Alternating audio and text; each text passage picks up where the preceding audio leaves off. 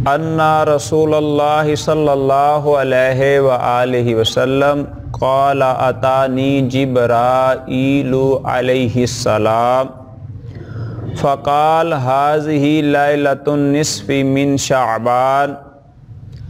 अल्लाह के प्यारे महबूब नबी मुकर्रम नूर मुजस्सम शफ़ी मुअज़्ज़म सल्लल्लाहु अलैहि वआलिहि वसल्लम फरमाते हैं कि मेरे पास जबरील अलैहिस्सलाम हाजिर हुए, आकर अर्ज़ करने लगे, या रसूल अल्लाह सल्लल्लाहु अलैहि वआलिहि वसल्लम, आज शाबानुल मुअज़्ज़म की 15वीं रात है, लाइलतुन निस्फ़, शाबान की 15वीं रात है।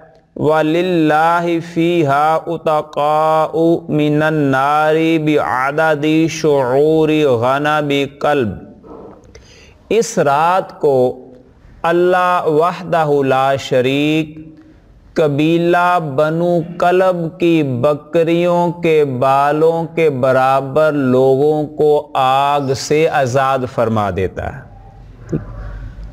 रात है शाबान की 15वीं, और इस रात को अल्लाह वहदहु ला शरीक कबीला बनु कलब की बकरियों के बालों के बराबर लोगों को आग से आज़ाद फरमा देता है।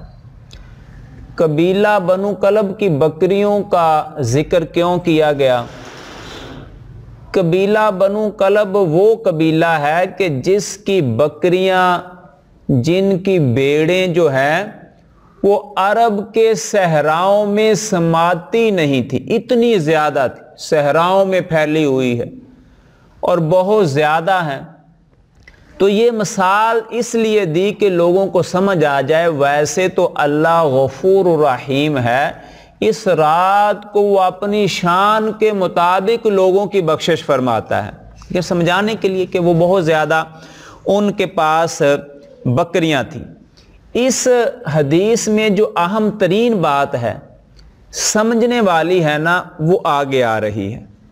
वला यंज़ुरुल्लाहु फ़ीहा इला मुशरिक।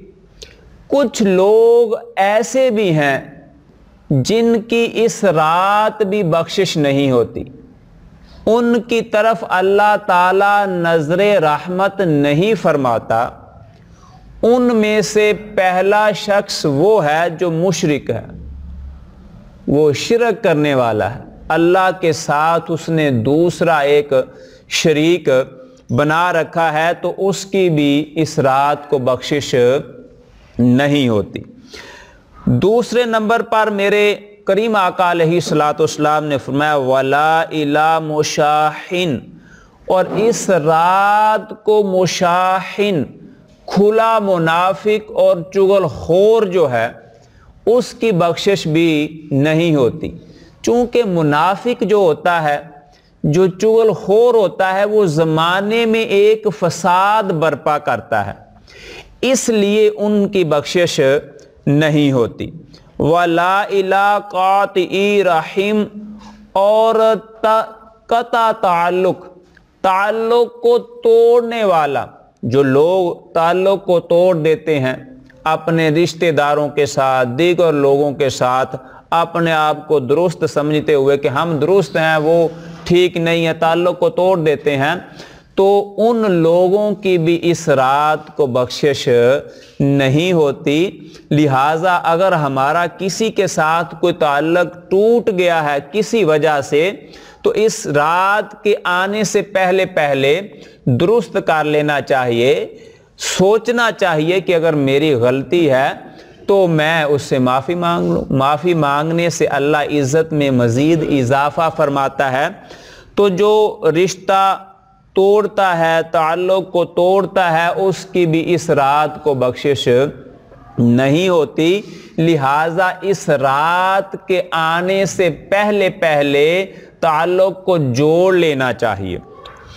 और फिर महबूब अलैहिस्सलाम ने फरमाया वला इला मुस्बिलिन, और कपड़े लटका कर चलने वाला, جو ہوتے ہیں نا کپڑے اتنے کھلے ہیں، لمبے ہیں، چوڑے ہیں، اور عرب میں بالخصوص رواج تھا کہ جو مطلب کہ غرور اور متکبر آدمی ہوتا تھا اس نے بہت بڑا تہمت باندھ رکھا ہوتا تھا، جو کہ جب وہ چلتا تھا ساتھ وہ گلی بھی صاف ہو رہی ہوتی تھی۔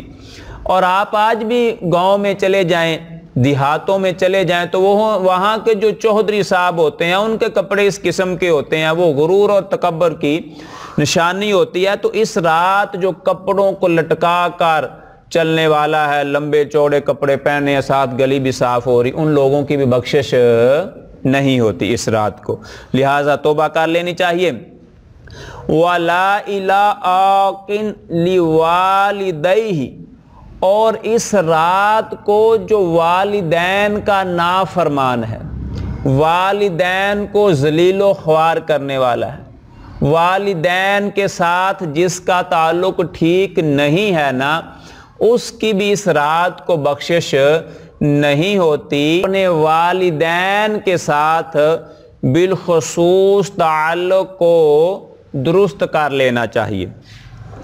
اور آگے محبوب علیہ السلام نے فرمایا وَلَا إِلَىٰ مُدْمِنِ خَمْرٍ، اور مستقل ہمیشہ شراب پینے والا جو بندہ ہے اس کی بھی اس رات کو بخشش نہیں ہوتی۔